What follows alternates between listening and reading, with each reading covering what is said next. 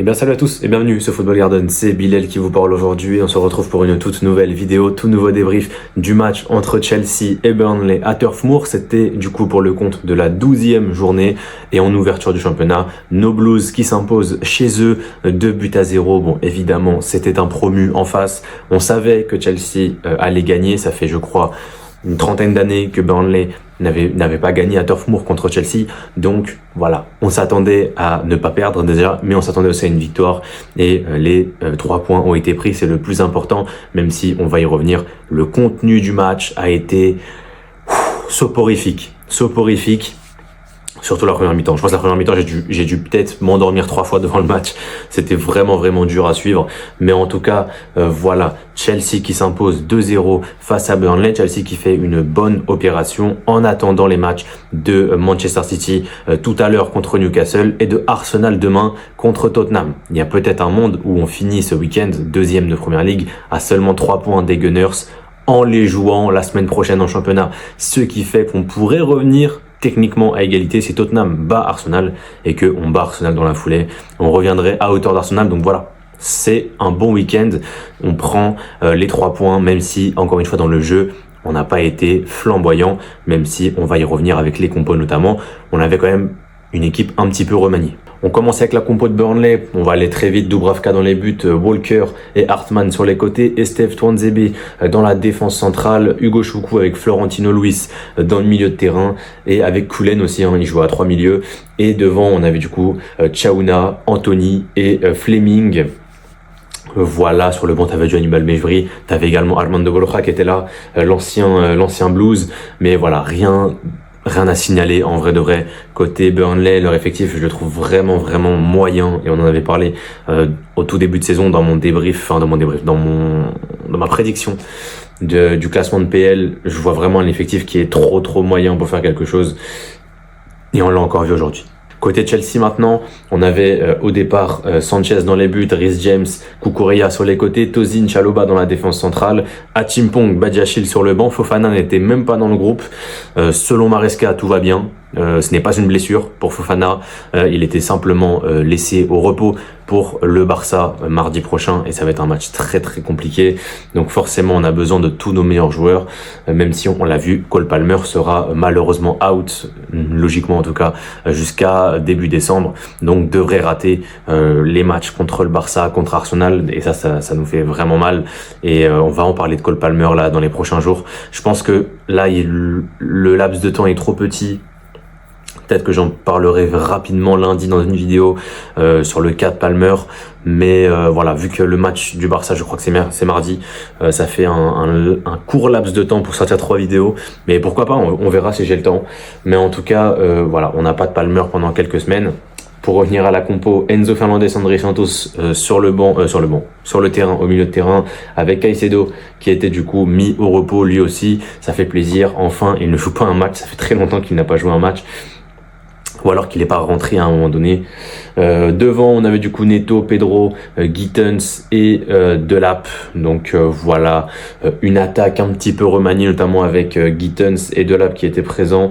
Mais Neto, Pedro, on est sur 2 joueurs qui ont l'habitude de jouer. Sur le banc, on avait du Garnacho, on avait du Stevao et on avait Gouillou, dont on va forcément parler dans cette vidéo. Mais en tout cas, voilà, comme vous pouvez le voir, au niveau de la compo, c'est une équipe qui était mi-titulaire, mi-remplaçant. Mais voilà, fallait faire le taf pour affronter Burnley. Et même si Burnley est au départ du match 17e de Première Ligue, je crois, si je dis pas de bêtises, voilà, il fallait quand même les prendre au sérieux. Et c'est ce qu'on a fait. Et le match en lui-même, on va dire que notamment défensivement, il a été quand même très sérieux de la part de Chelsea.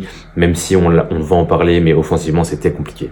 Avant de parler du film du match, on va rapidement mettre les stats avec Chelsea qui a dominé, on peut le voir, Burnley dans tous les compartiments du jeu, 1,60 XG contre 0,44, 15 tirs à 8, 5 tirs cadrés, 2 occasions de but, bon pas de grosses occasions, pas de grosses occasions manquées, excusez-moi, mais je crois qu'il y a eu 2 grosses occasions pour, une seule grosse occasion pour Chelsea.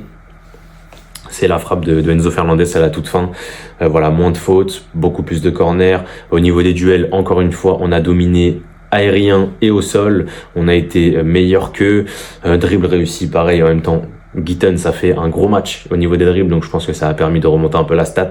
Et au niveau des passes, bon bah voilà, on a plus de passes longues en termes de précision. En termes de précision, c'est pas trop ça, mais on a plus de passes longues réussies pour Burnley. Mais sinon, hormis ça, on est sur 31 ballons touchés dans la surface de Burnley contre seulement 18. Et au niveau des passes, bon bah voilà, c'est une domination sans partage. On s'intéresse maintenant au film du match avec deux équipes qui honnêtement ronronner beaucoup. Voilà, ils ronronnaient beaucoup, surtout au tout début du match, avec deux équipes qui avaient du mal à vraiment créer du jeu. Burnley, on s'y attendait, Chelsea beaucoup moins, et Chelsea qui a beaucoup de mal au milieu de terrain sans Moises Caicedo, c'est une certitude, on l'a encore vu aujourd'hui. André Santos et Enzo Fernandez font un bon match au final, mais sur la première mi-temps, on voit qu'il manque un Caicedo. Il manque un mec au milieu de terrain qui va te permettre d'aller chercher, récupérer des ballons et de jouer beaucoup plus haut en fait naturellement, parce que t'as un mec qui va aller grappiller les balles derrière toi, ce qui là n'est pas le cas. André Santos peut le faire, l'a fait quelques fois, il y a quelques bons retours, défensivement t'as quelques récupérations aussi, mais t'as moins cette sûreté quand Enzo Fernandez par exemple de pouvoir monter un peu plus haut, quand tu sais que André Santos c'est le mec qui est derrière toi et tu sais que c'est pas Caicedo et qu'à tout moment ça peut passer dans ton dos, et donc forcément tu crées moins de jeu offensivement. Et devant, je trouve, et je vais en parler directement d'entrée de jeu, João Pedro, j'ai détesté son body language dans ce match. Vraiment, il a fait un match où en fait, dès qu'il ratait quelque chose, il s'énervait contre la personne à qui il a fait la passe. Alors que c'est lui qui rate. C'est lui qui rate, et ça arrivait 2-3 fois dans le match. João Pedro qui s'embrouille avec ses propres coéquipiers, qui juste en fait... Ok, il est peut-être frustré, je sais pas, mais quand il prend la balle, qu'il tente une passe et que la passe est ratée, c'est la passe qui est ratée, c'est pas le mouvement de l'adversaire, le mouvement de ton coéquipier, c'est la passe qui est ratée. Il rate la passe et derrière tu le vois faire des... Pourquoi faire ? Surtout qu'en plus, il perd la balle. Donc c'est-à-dire que c'est l'adversaire qui récupère le ballon et lui il reste à l'arrêt en train de faire ses grands mouvements de bras au lieu de juste contre-presser et essayer de récupérer la balle directe. Et j'ai détesté ça dans ce match pour João Pedro. C'est la première fois que je le vois, honnêtement. Peut-être qu'il l'avait déjà fait, mais je l'avais pas remarqué. Là, c'était vraiment flagrant. Plusieurs fois, il a vraiment été agaçant, en fait. Il a été agaçant et j'ai détesté son body language, et son match en plus est pas bon. Donc voilà, le match de João Pedro, je suis très déçu. Et quand tu sais que offensivement, faut que ça passe un peu par lui parce que c'est lui le numéro 10, c'est lui qui crée le jeu depuis l'axe. Et s'il est pas au niveau, forcément le reste ne va pas l'être non plus. Et pourtant, offensivement, on va falloir remercier quand même Gittens et Pedro Neto qui ont tous les deux fait un très bon match sur les côtés. Neto a été excellent, il marque sur une passe D de Jamie Gittens et sur un très bon mouvement de Cucurella au départ de l'action, qui va recevoir une balle, remettre la balle en retrait sur Gittens qui va centrer au second, et Pedro Neto qui marque de la tête. C'est son premier but de la tête de sa carrière, donc c'est quand même assez intéressant. Et voilà, nous ça nous fait quand même du bien parce que on ne crée rien, et en fait le fait de mener 1-0, t'as ton petit bagage. Tu sais que Burnley, t'as 95% de chances qu'il fasse rien. Même si tu fais rien, tu gagnes 1-0 au pire. On prend le 1-0, on prend les 3 points et on part, tu vois. Donc, quand tu marques ce but, tu te libères en quelque sorte. Et surtout que c'est un but qui fait vraiment office de coup de massue à Burnley, qui, sur les 5-6 minutes avant le but, était l'équipe qui dominait un peu le match. Donc, voilà, ça a vraiment mis ce coup derrière la tête. Et Burnley qui derrière ne va pas se procurer de grosses occasions. T'as le corner là en deuxième mi-temps où avec Badiachil et je sais plus c'est quel joueur de Burnley qui s'embrouille au niveau du poteau. Ça aurait pu être penalty, honnêtement. Je trouve que penalty ça aurait été un petit peu sévère, mais ça aurait pu l'être parce que je trouve que Badiachil est débile sur l'action. En fait, il empêche le joueur de Burnley de rentrer. Je crois que c'est Esteve. Il empêche Esteve de rentrer simplement sur le terrain. Il le laisse à l'extérieur du terrain, il le pousse vers l'extérieur du terrain. On le sait, on est beaucoup plus laxiste maintenant sur les corners, notamment depuis qu'Arsenal a un peu instauré ça avec le joueur sur le gardien. Mais faut pas abuser non plus. Faut pas pousser les joueurs en dehors de la surface. Dans l'autre sens, ça nous aurait saoulé. Donc c'est normal que ça saoule Burnley. Mais en tout cas, ils ont rien proposé. Et Chelsea, qui en fin de match, grâce à Gouillou. En fait, quand je vois le match de Delap, il est pour moi raté, mais il est pas non plus exécrable. Il y a eu quelques trucs bien, notamment dos au jeu. Il a réussi deux fois, je crois, à se retourner et à trouver des espaces. Mais Delap, le problème qu'il a, c'est que, et franchement, c'est quand même assez dingue parce qu'on a vraiment deux actions qui se ressemblent. On a Delap vers la 70e minute qui simplement reçoit le ballon côté gauche, un bon ballon, je crois, de Cucurella. Et en fait, il peut centrer en une pour Enzo Fernandez, qui est en fait tout seul au point de pénalty. S'il donne le ballon à Enzo, bon, Enzo peut rater, mais t'as 95% de chance qu'il y a but. Delap va tenter d'y aller tout seul, et alors qu'il est sur le côté, il est un peu excentré, et en plus il va encore plus s'excentrer vers la ligne de but, et va tenter un centre-tir bizarre qui évidemment ne passera pas. Et 93e minute, Gouillou a la même possibilité, parce que Gouillou passe devant le défenseur, je crois que c'est Tuanzebe qui fait n'importe quoi, il passe devant Tuanzebe, et si c'était Delap, je pense que Delap pourrait tirer, et Gouillou met la balle en retrait. Il met la balle en retrait pour Enzo Fernandez, et Enzo Fernandez qui va évidemment terminer l'action. Et c'est là qu'on voit la différence entre les deux. On voit un Gouillou qui, même s'il ne joue pas, il est là pour le collectif. Il est là pour le collectif. Il a joué peut-être 10 minutes. Il a fait une passe D. Il a fait 2 interventions défensives. Voilà, le pressing. Le pressing, c'est quelque chose qu'on a très peu vu avec Delap sur le match. Et Gouillou rentre et on voit tout de suite que le pressing est bien mieux devant. Et c'est pour ça que j'aimerais en revenir là-dessus. Gouillou doit passer devant Delap. Si aujourd'hui Palmer est encore absent pour quelques matchs, notamment contre le Barça, notamment contre Arsenal, sur ces 2 matchs-là, pour moi, il faut que, il y aura peut-être une possibilité, je sais pas quand Lavia va revenir, mais si Lavia revient, tu fais Lavia Caicedo avec Fernandez en 10 et avec, avec João Pedro en pointe. Mais si tu n'as pas Lavia, tu n'auras pas Palmer, tu mets João Pedro en 10, avec du coup Caicedo Fernandez en double pivot, et en 9, pour moi, Gouillou a marqué beaucoup de points aujourd'hui. Gouillou a marqué plus de points que Delap, en tout cas. Delap a été intéressant. Je dis pas qu'il a été nul. Son match, pour moi, il est pas bon. Voilà. Il est pas nul, comme j'ai dit, mais il est pas bon. Et Gouillou rentre, et tout de suite, tu sens une implication. Tu sens quelque chose en plus que Delap n'avait pas. Et pour moi, faut inverser les rôles, que Gouillou prenne la place de numéro 1 en pointe et que Delap fasse ses rentrées en jeu et montre sur ses entrées en jeu que le mec a faim, que le mec a envie de jouer. Et ça, c'est ce qu'on a vu notamment lors de la Coupe du Monde des clubs. Sur le premier match de Delap fait une passe D. Je crois que c'était contre LAFC, le premier match de la Coupe du Monde des clubs. C'est Jackson, je crois, qui est titulaire. Et Delap rentre, Delap passe D. Parce que le mec, il est impliqué, il sait qu'il a des choses à montrer, des choses à prouver pour passer devant un mec qui est déjà là depuis 2 ans. En l'occurrence, Nicolas Jackson.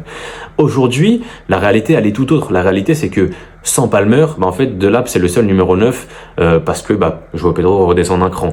Et donc, du coup, en tant que titulaire, il a moins d'efforts à faire, a moins de choses à prouver. Là où Gouillou, quand il rentre, il veut prouver instantanément. Et Gouillou, on va le dire, mais son match contre l'Ajax, il marque. Là, il rentre, passe D. Moi, personnellement, je veux faire plus confiance à Gouillou que à Delap. Faut être honnête.